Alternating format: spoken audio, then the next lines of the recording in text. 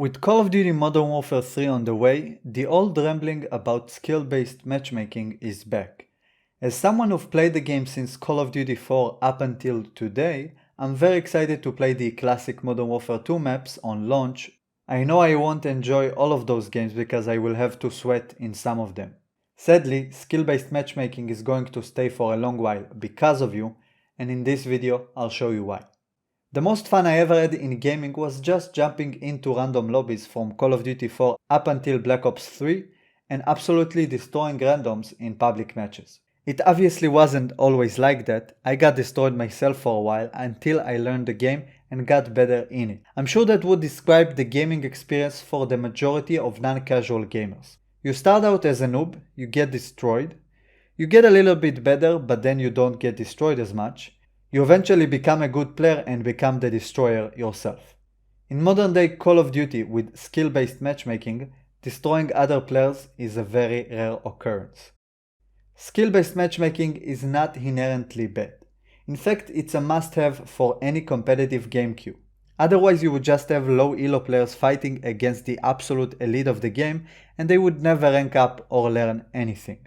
It even makes sense to have a little bit of SBMM in public matches to balance the teams out a little so the games won't be completely one-sided. You also want it so ideally beginners would only match with other beginners and they won't get absolutely destroyed, resulting in them quitting the game for good.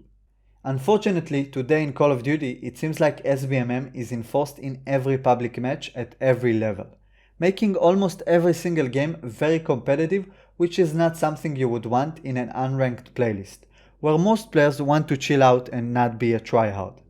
The most fun thing you can do in Call of Duty is to get a high kill streak so you can absolutely dump on other players with airstrikes, chopper gunners, or even nuke them. That option to kill a lot of players without dying becomes very hard to do in a lobby with equally skilled players. The absolute worst thing about skill-based matchmaking in Call of Duty is that it's prioritized over connection, meaning that if lobby A contains lower skilled players and low ping, and lobby B contains players of similar skill level but higher ping, I would land in the lobby with higher ping. Not only are high ping lobbies not fun to play and completely hinder any multiplayer gaming experience, it's 10 times worse in a twitch shooter like Call of Duty, where the pace of the game is really fast and every single millisecond in the game can be a matter of life and death. The justification as far as I know is that SBMM is there so players won't get destroyed every single game and want to quit it for good. Intuitively, this might not feel true. At least for myself, I understand that when you try out a new game, you're supposed to struggle at first and eventually get better. And I'm sure that most non-casual gamers understand that as well. But when you're a game like Call of Duty, which always fights for the top spot, you'd want to cater for the more casual crowd as well. Most casuals don't have several hours daily to sink into a game and to get better at it before you can truly enjoy it. And as Activision, you would want to avoid new players from quitting the game after 2 matches where they had 0 kills and 20 deaths. I play old school RuneScape, and in the tutorial section of that game, you get to learn about the cooking skill, where you would cook a shrimp, burn it, then cook another one, and only then you would succeed. This teaches the player that they can sometimes fail at cooking in the game. Apparently this resulted in a large enough chunk of new players to quit the game as soon as they burn the shrimp. So today in old school RuneScape you always succeed when you're cooking your first shrimp in the game. Activision and many other gaming companies keep track of that kind of data where they know when and where the players are leaving the game.